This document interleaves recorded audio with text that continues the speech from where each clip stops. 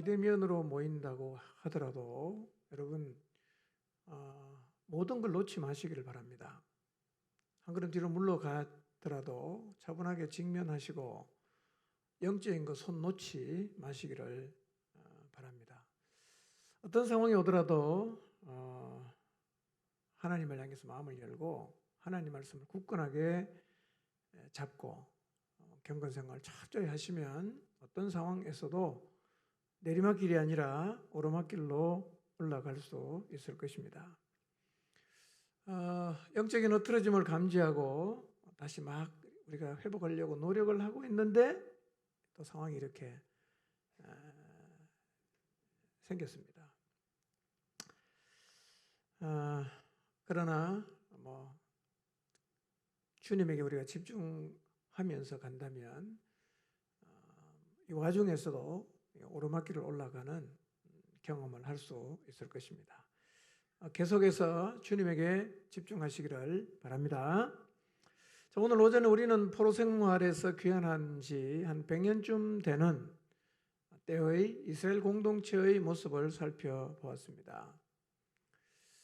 그들은 하나님의 말씀을 들었지만 순종하지 않았고 그저 소기의 경일교처럼 들어도 다 그냥 한 줄기로 흘렸습니다. 그러다 보니까 완전히 영적인 바닥을 치고 있었고 그런 그들의 삶에 나타난 두드러진 특징은 하나님을 멸시하는 거였습니다. 하나님을 아주 우습게 생각했어요. 입으로는 하나님을 아버지라 그랬어요. 입만 열면 하나님을 주님이라고 불렀습니다. 그러나 단 한 번도 하나님을 공경한 적이 없고 하나님을 두려워한 적이 없었습니다. 하나님을 공경하지 않는 것, 하나님을 두려워하지 않는 것, 이것이 그들의 문제였습니다. 오늘 우리는 어떨까요? 우리는 하나님을 공경하고 있을까요? 하나님을 향해서 최소한의 예의를 갖고 있을까요? 하나님을 향해서 최소한의 섬김은 하고 있을까요? 어쩌면 우리도 하나님을 향한 공경을 잃어버리고 하나님을 향한 두려움을 잃어버린 채 살아가고 있을 수가 있습니다. 하나님을 공경하지 않고 멸시한 그들은 하나님께는 드릴 수 없는 더러운 떡을 계속해서 드렸습니다. 습관적으로 더러운 떡을 드렸어요. 사람에게도 줄 수 없는 더러운 떡을 하나님을 공경한다고 입으로 말하면서 하나님을 주님이라고 입으로 말하면서 계속 드렸어요. 그러면서도 그들은 그것이 주님의 제단을 더럽히고 그것이 하나님을 멸시하는 행동이라는 사실을 몰랐는지 인정 안 했는지는 모르지만 그들은 시인하지 않았어요. 하나님이 너희가 나를 멸시한다 라고 말씀하시니까 그들의 대답이 무엇입니까? 우리가 언제 멸시했냐고. 우리가 다 제사를 잘 드리고 있지 않냐고. 도리어 항변했습니다. 여러분, 여러분의 이웃에게 더러운 떡을 가져다 줘보세요. 그들은 틀림없이 이 사람이 나를 무시하는구나 라고 생각을 할 것입니다. 여러분의 이웃이 여러분에게 더러운 떡 갖다 줘보세요. 어떤 느낌이 들까요? 이 사람이 나를 도대체 어떻게 생각하는가? 떡을 받자 말자 그 생각하지 않겠어요? 근데 이스라엘은 습관적으로 하나님에게 계속해서 하나님이 받지 않는다고 말한 더러운 떡을 계속해서 드립니다. 하나님 멸시했어요. 그들의 기본 바탕에 깔린 생각이 이거였습니다. 하나님께는 아무렇게나 해도 상관이 없다. 하나님께는 아무렇게나 해도 상관이 없다. 라는 생각이 그들의 바탕에 마음속에 깊이 깔려 있습니다. 그러니까 함부로 하는 거예요. 하나님의 존재 자체를 부정하는 것일 수도 있죠. 오늘 우리는 하나님께 아무렇게나 해도 상관이 없다고 생각하지 않을까요? 하나님을 대하는 태도를 보면 비슷한 생각을 하고 있는 사람이 적지 않아 보입니다. 하나님께는 아무렇게나 해도 상관없다. 하나님은 사랑의 하나님이니까. 더러운 걸 갖다 줘도 괜찮고 사람들이 먹지 않는 거 갖다 줘도 하나님은 다 받을 거라고 생각을 하고 있을 수가 있어요. 이게 하나님 멸시하는 거죠. 그런 생각이 바탕에 깔려 있으니까 더러운 떡을 드릴 뿐만 아니라 하나님께 드리는 제물로 눈먼 짐승 갖고 옵니다. 쩔뚝거리는 짐승을 갖고 옵니다. 병들어 다 죽어가는 짐승을 하나님 앞에 바쳐요. 근데 그런 거는 하나님이 안 받겠다고 이미 율법서에다 적어놨습니다. 이거 안 받는다고, 이런 거 가져오면 안 된다고 다 적어놨어요. 근데 그런 걸 계속 갖고 옵니다. 하나님 마음이 아프시죠? 얘네들이 도대체 나를 어떻게 생각하는가? 그래서 이렇게 말씀하십니다. 야, 니네들 그거 총독에 가면 갖다 줘봐. 총독이 뭐라 그러는가? 그 눈먼 짐승 총독에게 예물로 하면 가져다 줘봐. 총독이 이걸 받는가? 여러분, 하나님이 얼마나 답답하면 이렇게 말씀하시겠어요? 여러분, 눈먼 짐승 쩔뚝거리는 거, 다 죽어가는 병든 거 총독에게 갖다 주면 총독이 반가워하겠습니까? 집어 던지지 않겠어요? 이런 거 왜 가져왔냐고. 나를 도대체 뭘로 보고 이걸 갖고 왔냐고.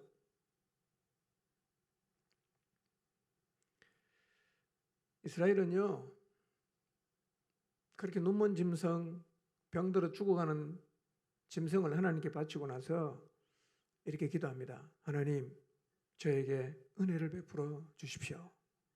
이렇게 기도한다는 거예요. 열불나는 일 아닙니까? 하나님이 말씀하십니다. 야, 이놈들아, 니네는 이런 일을 의뢰, 니네가 하는 일이긴 한데 내가 이런 너희를 어떻게 좋게 볼 수 있겠냐?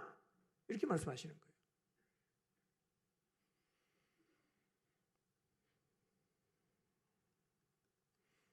병든 거 가지고 오지요. 눈먼 거 갖고 오지요.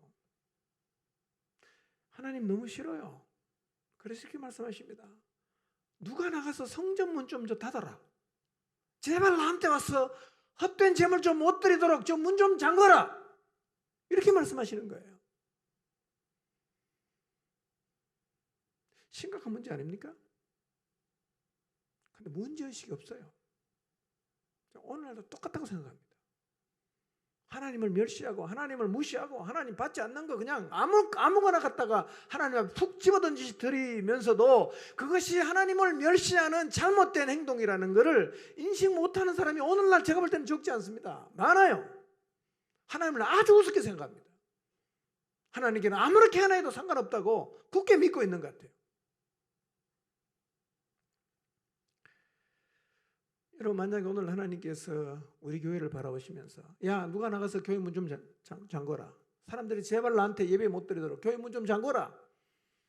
이렇게 말씀하신다면 우리의 상태가 얼마나 심각한지를 알아야 되지 않겠어요? 얼마나 역겨우면 문 잠그고 못 오게 만들겠냐 하는 거예요. 이스라엘은 전혀 못 느낍니다.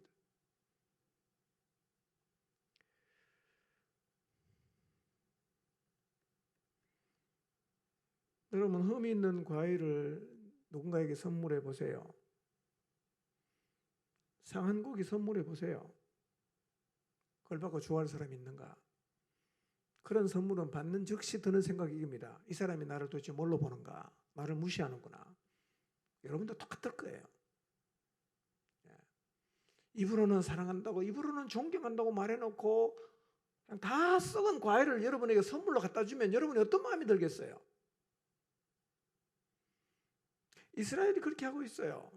어쩌면 우리도 그렇게 하고 있을 수 있어요. 하나님을 우리는 너무 함부로 생각합니다. 이런 행동은 의뢰하지 않는 행동입니다. 의뢰하지 않죠.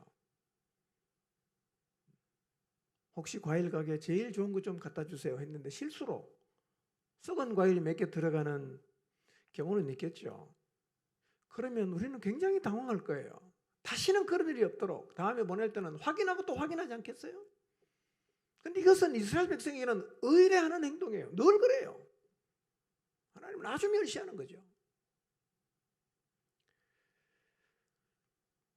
우리는 하나님께 의뢰하는 행동이 어떤 행동일까?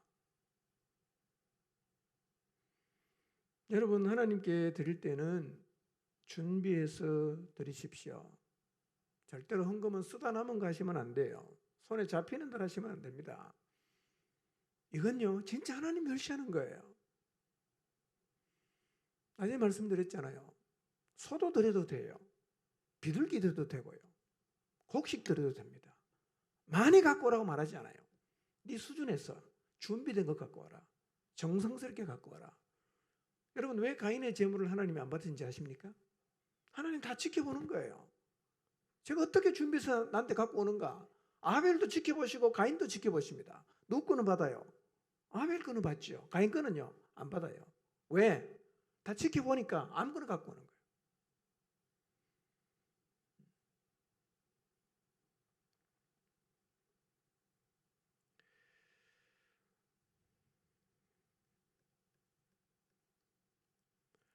여러분, 하나님은 중요한 얘기에서 다시 합니다. 자기 존재의 유지를 위해서는 재물을 필요로 하지 않는 분이에요. 이런 목적으로 하나님은 우리에게 예물을 갖고 오라고 말하지 않습니다. 굶으니까, 살기 어려우니까 갖고 와라, 이런 분이 아니거든요. 왜 하나님이 갖고 오라고 하냐? 하나님은 사람들이 자기 자신의 생명과 모든 복을 하나님에게로부터 받는다는 인식을 하고 있다는 표시로 재물을 요구하시는 거예요. 하나님께로부터 모든 것이 오는구나. 그래서 우리는 재물을 통해서 그 하나님께 영광과 존귀와 감사를 드립니다. 이런 의미에서 하나님은 우리에게 재물을 바치라고 하십니다. 그분은 하나님이거든요. 모든 것의 주인이에요. 왕 중의 왕이십니다. 그런 분에게 아무 준비 없이 되는 대로 아무거나 나도 먹지 않는 걸 하나님께 드린다. 합당치 않은 거예요. 그게 하나님 멸시하는 거예요. 주님을 다시 봐야 됩니다. 그리고 그분을 향한 우리의 기본적인 마음의 자세를 새롭게 할 필요가 있습니다. 12절 13절도 그 얘기를 반복합니다. 이스라엘 백성은 생각합니다. 하나님의 식탁은 더럽혀져도 상관이 없다. 주님께 드리는 음식은 아무거나 드려도 상관이 없다. 그 자기들이 싫어하는 것을 갖다가 하나님께 제물이라고 하나님 이름으로 바쳐요. 이스라엘이 그랬습니다. 누구에게 가져다 둬도 환장받지 못할 것을 하나님께 다 갖다 드리는 거예요. 예배를 아주 하찮게 생각했다는 것이죠. 오늘 우리는 하나님께 드리는 예배를 어떻게 생각하고 있을까요? 하찮은 걸로 생각하고 있지 않을까요? 여러분, 사람도 받지 않을 예물 하나님께 드리지 마십시오. 사람에게도 기분 나빠할 행동 하나님께 하면 안 되겠죠? 하나님을 공경하십시오. 하나님을 주인으로 인정하십시오. 합당한 행동을 하셔야 합니다. 14절에서 말씀하고 있습니다. 이스라엘 백성은 하나님 갖고 오라는 게 아니라 자기 스스로 자원해서 드리겠습니다라고 흠 없는 재물을 이건 내가 하나님께 드리겠다고 서원을 했어요. 갈 때는 바꿔가는 거예요. 하라 소리도 안 했거든. 안 해도 괜찮아요. 자기가 하겠다고 했어요. 근데 드릴 때는 바꿔가는 거예요.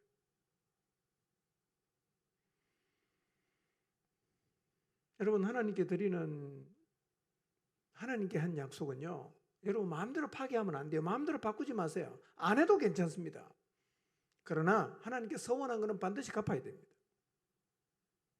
서원의 규례가 다 나와 있어요. 내가 했는데 남편이 동의하지 않는다. 그건 안 해도 괜찮아요. 나도 동의하고 남편도 동의하고 다 동의했어요.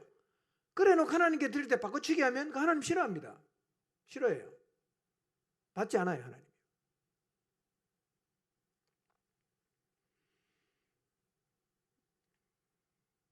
하나님 말씀하십니다. 나는 큰 임금이다. 나는 만군의 주이다. 이방 민족까지 두려워하는 하나님이다. 왜 나를 그렇게 무시하냐?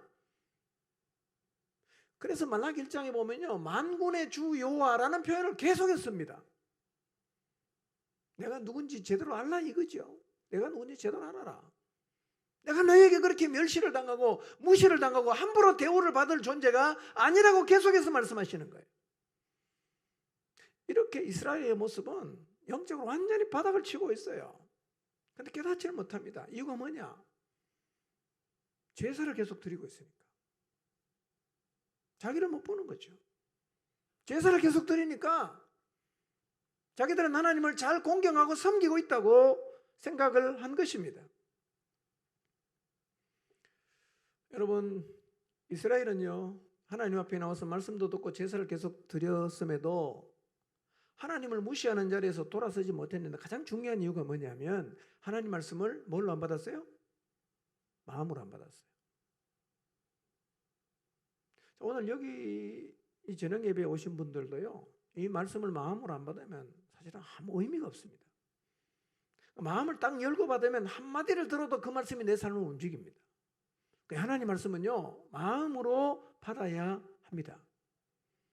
우리가 만약에 마음을 열어서 하나님 말씀을 받는다고 하면 교회 안에 머무는 시간이 길어지면 길어질수록 우리의 마음에는 하나님의 은혜가 넘쳐야 하고, 하나님이 주시는 참된 부흥과 그리고 주님이 주신 사명으로 우리의 가슴이 불타고 있어야 됩니다.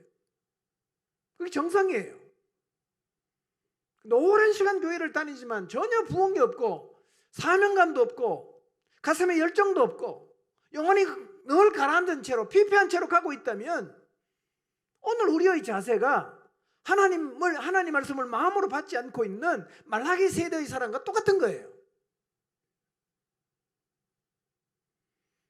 그러므로 교회에 계속 머물러 있으면서도 여러분의 마음속에 부흥이 찾아오지 않고 있다면 자기 자신을 돌아봐야 됩니다. 뭐가 문제가 있는 거예요. 5년 다니고 10년 다니는데 내 마음에 하나님이 주시는 은혜가 하나도 없을 수는 없어요. 없습니다. 여러분, 세상이 너무 악해져 가고 있어요. 우리 모두가 다 주님이 주신 사명을 가지고 세상을 향해 나가야 돼요. 우리끼리 모여서 조화라고 이렇게 하시면 안 돼요. 교회는 교회 자체를 위해 존재하지 않습니다. 세상을 위해 존재하는 것입니다. 다 우리는요, 하나님이 주시는 힘을 입고 세상을 향해서 나가야 합니다. 만약에 우리가 이 자리에 서지 못했다면 회복이 필요하겠죠. 회복을 향한 유일한 길 무엇인가? 말씀 앞에 서는 것입니다. 유일한 길입니다. 여러분, 많이 몰라도 괜찮아요. 하나님 말씀만 잡으면 돼요. 유다 열왕 중에서 하나님의 손에 잡히고 하나님이 부흥을 주었던 왕, 머리가 좋거나 특별한 사람이 아니었어. 딱 공통점 하나입니다. 하나님 말씀을 붙잡았어요. 그 말씀 그대로 밀고 나갔어요. 놀라운 부흥이 왔어요. 하나님께서 이스라엘을 다시 회복시키시고 살려주셨습니다. 하나님 말씀을 마음으로 받고 그 말씀을 그대로 순종하는 거예요. 이게 개혁입니다. 이게 개혁이에요. 이 개혁이 우리의 삶 가운데서 일어나야 하고, 이 개혁이 일어나기만 하면 그 사람은 반드시 살아나게 될 것입니다. 이 놀라운 개혁이 우리 모두의 삶 가운데서 일어나게 되시기를 바랍니다. 만약에 여러분의 삶 가운데 하나님이 주시는 부흥이 없다면, 세상을 향해 나아갈 수 있는 열정이 없다면, 내 삶에 지금 개혁이 필요하구나 라는 사실을 인지하시고 하나님을 향해 마음을 열고 주시는 말씀 받고 그대로 순종하십시오. 그리하여 여러분의 삶 가운데 하나님 말씀이 대대적인 개혁을 일으키게 하십시오. 그러면 여러분이 살아납니다. 그리고 세상을 살릴 수가 있을 것입니다. 오늘 이 시대 우리에게 정말 필요한 것은 유다의 몇 열 왕들의 삶에서 경험이 되었던 하나님 말씀을 통한 대개혁입니다. 하나님 말씀을 순종함으로 일구어내는 이 놀라운 개혁의 역사가 우리 모두의 삶 가운데서 새롭게 시작되시기를 주님의 이름으로 축원합니다. 기도하겠습니다.